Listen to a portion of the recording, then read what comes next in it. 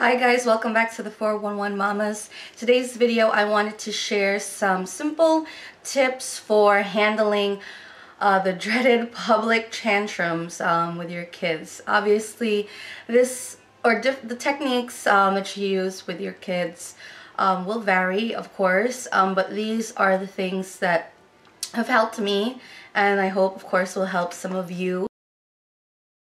So your kids are more likely to throw tantrums if they're extremely hungry or tired. So of course, a great way to prevent any meltdowns or tantrums from occurring while you are out, definitely make sure that they are well fed and well rested before heading out on your shopping trip. It's also a good idea to let your kids, or remind your kids of some simple ground rules for whatever trip it is that you're doing for the day, you know, so that they're on their best behavior, and just a reminder so that they know every time you know, how they should be behaving, of course, for mommy while you're out. And also what I like to do is let my older kids especially know what's the purpose of that particular trip so that they can help mommy. So for instance, if we're going to Target and getting specific types of groceries or snacks or so forth, you know, I'll give a easy list for my eldest, for instance, to remember. So I'll say, these are the things that we're gonna get, you know, help mommy, and she'll be excited to, you know, be part of the trip and help and remind me, and just mentally check off those things on our list. If we're going to be purchasing a birthday gift for another child, I will, you know, make sure to let my older girls know, especially, okay, we're going to shop for so-and-so's gift, you know, need to help mommy, and so that way they know we'll be looking in the toy section, but the purpose of the trip is to be buying a birthday gift, not shopping for gifts for ourselves. The lighting keeps coming in and out, so sorry about that. But the next thing that I wanted to mention is especially for younger kids. So like for my youngest son, I always try to bring some type of distractions for him so that he doesn't easily get bored, because he's the one that's more likely to have, you know, mini meltdowns more than tantrums. So for instance, a favorite toy or a book, of course little mini snacks so that they are occupied in the cart if you're going to be shopping around or whatnot. So those are also important things to have, especially for smaller children. So moving on to handling the actual tantrums. Number one thing above everything else that's I think is really, really important is to stay calm. I know how crazy that it can get. I've been in different situations where meltdowns would be occurring with all three kids at the same time, and that is not the best situation to be in. But being in a public setting, it's really important to stay calm, because if you kind of lose your cool, then your kids kind of feed off of that, and it just can get even more chaotic than it needs to be. So definitely always remind yourself to stay calm.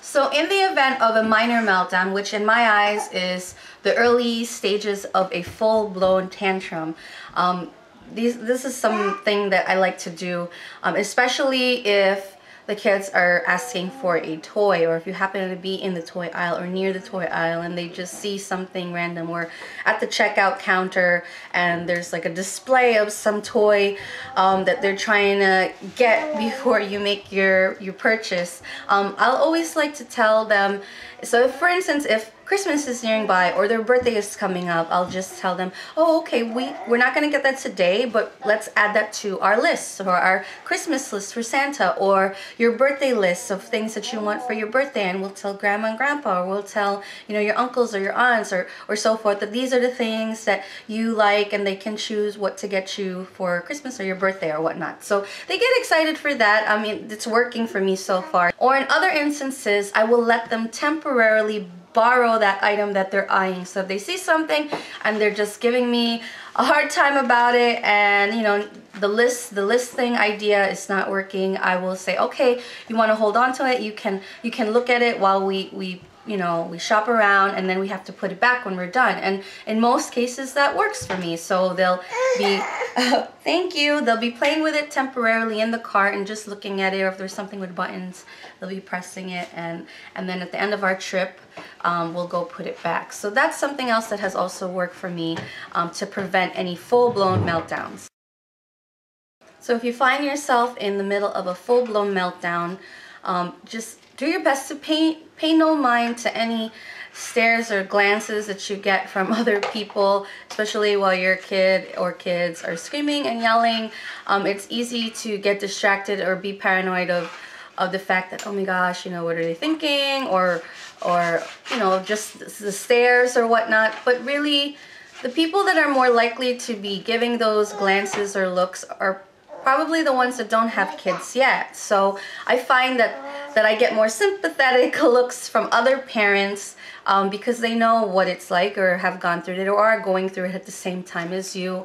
So more than likely, the looks will come from people that can't relate yet, and then one day I'm sure they will experience that themselves. Honestly, for me, I've kind of already grown to just block that out, if that makes any sense. So if we're out and something's going on and the kids are just, you know, just being crazy and wild, or, you know, just all having tantrums at the same time, my focus is just on them, and, you know, just getting through that moment and not worrying about what's around me as far as, you know, other people and what they have to say. And just my focus is on getting through that moment and just getting out the door and, you know, getting home. Do your best to just keep reminding that child to quiet down, and, you know, hopefully they're not doing anything to harm themselves, or just, you know, or just going crazy. Or I know some kids like to throw things or just throw a fit or whatever, but just do your best to keep them safe, to make sure that they're safe, and that just reminding them to quiet down.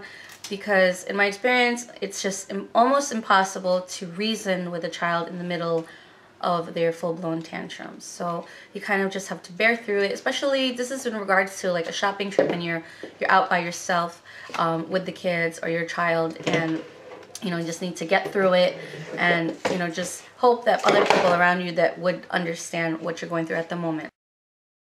Also, if it's necessary, it's a good idea to take your child that's having that tantrum to an isolated place. This is also works well for if you're in a restaurant setting. So if you're in a restaurant setting and they start having a tantrum in the middle of dinner or whatnot, it's a good idea to take that specific child that's having the tantrum to a quiet corner, or maybe to the bathroom, or if it's possible, even to the car, or whatever works best for that scenario. And, you know, have a moment with them to talk to them, or wait for them to calm down and cool off a bit before returning back to your table or whatnot. But sometimes this is not always easy for me. If I'm out and about with the three of them in a store setting alone, I can't just take one of them, and I would have to take all of them, obviously. So that doesn't always work well for me to do that if I'm in that setting. If I'm with my husband and we're in a store, this just happened yesterday. My eldest threw a tantrum when we were about to check out, and I had the two kids, so my husband took her to the car because she was just having a fit and, you know, causing a scene. So since I was with him, he was able to take her to the car and wait for us in the car while I checked out with my other two kids to buy the things that we had. So when worst comes to worst, you pretty much have tried any type of prevention on all distractions. To avoid meltdowns or tantrums, it's going to be a judgment call. So you use your own judgment to decide to take the exit or not, because the exit is always going to be there, and shopping can always wait. So I've been in situations where I've had to do that, where I've had to stop what I was doing and put everything back and leave, because that's what was going to be best for all of us. So you can always take the exit. The exit's always going to be there. Shopping can always wait. So definitely that would be my last resort, if anything. And lastly, I think it's always important to reward positive behavior. Recently, on my main channel, I did a follow me around vlog, and I had to take all three kids on a trip to the doctor because my middle child wasn't feeling well. And I was a bit nervous about that because I had lots of paperwork to fill out, and it was her first time at that particular doctor, and I had all three of them, and I was just really worried about it. And I was so happy and pleased and proud of the kids afterwards, because they were so well behaved, and we were in and out of there like better than I ever expected that trip to happen. So of course I had to reward them, and you know, we went out. You can go out for ice cream or ices, you know, of course depending on the weather, or maybe get a new book, or maybe go. We love to go to like the dollar section of Target or the dollar store and get, you know, an inexpensive prize, and they get really excited about that, and it just encourages more good behavior, I think, for myself in my eyes. So anyways, I hope that this was helpful to some of you, and if you guys have any additional tips that I may have missed, please leave them in the comments down below. Thank you for watching, and I'll see you guys next time. Bye!